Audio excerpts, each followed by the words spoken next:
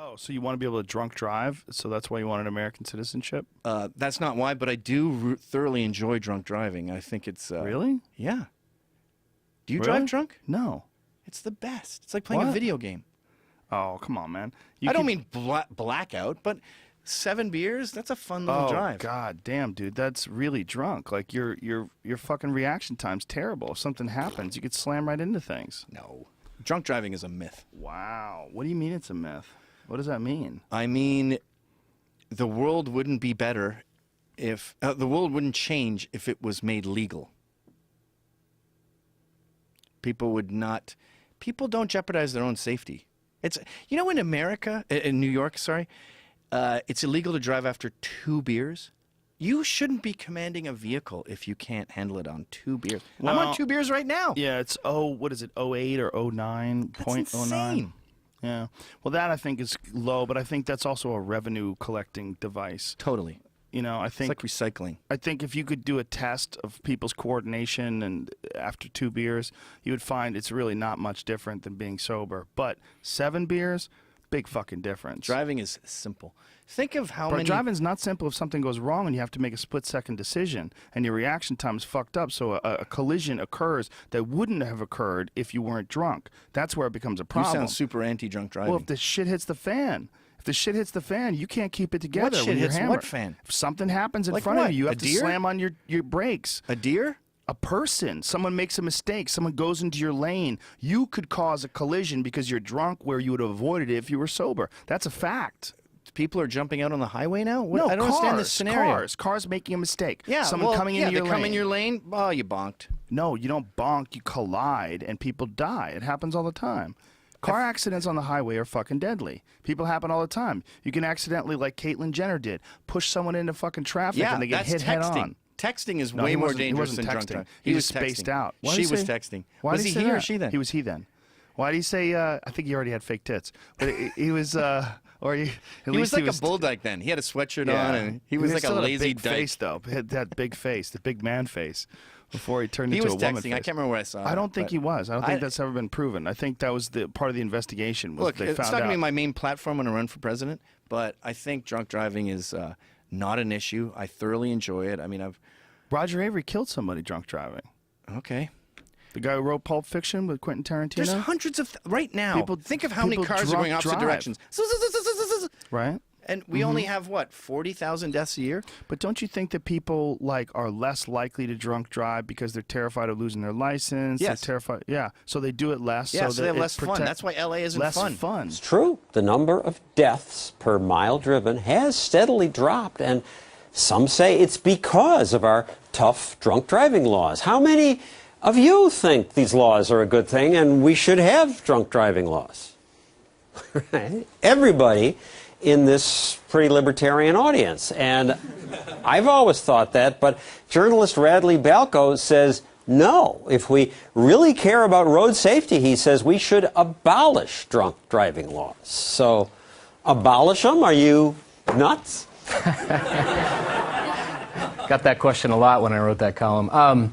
No, I mean, the problem with drunk driving is the reckless driving. It's the threat to roadway safety. And my point is that focusing just on alcohol is not doesn't make the roads any safer. So let me give you 2 scenarios, John. So you're driving home one night. It's 11:30 at night. You've had a few drinks. You sort of roll through a stop sign, right? Nobody else is on the road. You don't see the police officer there. He sees you rolling through the stop sign. He pulls you over. You blow, .081 on the breath test. You're legally drunk. You're going to lose your license for 6 months. You're going to pay probably $1,000 or more in fines. You're going to have to attend an alcohol addiction class and probably pay for that. Teach me a lesson. Well, second scenario, I'm driving home the same night. I haven't slept in 36 hours. I fall asleep at the wheel. My car barrels through a red light, and I injure a couple of people. And lack of sleep kills a lot of people on the highway. Exactly, and I'm actually a much, much greater threat to other people on the road than you are with my sleep deprivation, and there are actually studies showing this, that people who are sleep deprived are much more distracted than people who are .08 to .10 in that range with blood alcohol level. So my point is actually it should be the reckless driving, it should be the threat to roadway safety. That's what should be illegal, that's what we should be punishing. When we focus on alcohol, I've won Wait some a second, of them you over. all voted the other way before. You've been convinced. But when you make the condition, when you make how much alcohol is in your blood the crime, you get to these absurd situations that we have today where, for example, in a lot of states, the legislatures and the courts have approved this, the police can forcibly draw blood from you alongside of the road in order to test it for its alcohol content, even if it's a minor traffic violation. This is where my problem is. In these states, these beefy cop can come up to me and jam a needle in your arm and take blood out of your arm if they suspect that you're drunk. You have these roadblocks. When these local governments set them up, they'll stop, 1,500, 2,000 cars. They'll write 700 or 800 citations, and they'll have maybe 2 or 3 people that they catch for drunk driving. The rest are, an improperly affixed decal or somebody's not wearing their seatbelt. So these become revenue generators, and it's all sort of driven by this, what I think is really kind of a hysteria over drunk driving laws. Now, I'm not supporting drunk driving here, and actually I think the PR campaign that we've had since the early 80s on DWI laws has been very, very successful. PR campaigns are not coercive. They're not coercive. Making you think about it. But we used to think it was, we used to sort of laugh at the guy who stumbles out of the bar and gets into the car and sort of swerves out of the parking lot. Now that guy's a pariah, and I think that's great. But I think it's social pressure that has done that. And I think all right, but let's talk about the law. The law is now, if you have a blood alcohol level of 0.08%, you're in trouble if they catch you. And since they passed that law, alcohol deaths have dropped. In fact, we have a graph of alcohol-related traffic fatalities. Well, actually, what happened was, John, the fatalities dropped significantly from about 1980 to about 1999. This law was passed in the late 90s. It took effect in 2000. This graph shows when the new, tougher law passed, and actually deaths went up slightly. Exactly. And stopped. I mean, they were going down before as people got smarter and more careful. Drunk driving fatalities actually increased when Congress lowered the blood alcohol level to 0.08. And you ask, how can that happen? Well, people who are between 0.08 and 0.10 aren't significantly impaired, so they're not driving erratically enough to be caught by conventional means. So you have to set up these roadblocks. Well, these roadblocks take 8, 10, 12 police officers to staff them in order to sort of run all the cars through the system. Those are cops who are now not on the road catching the actual drunk people.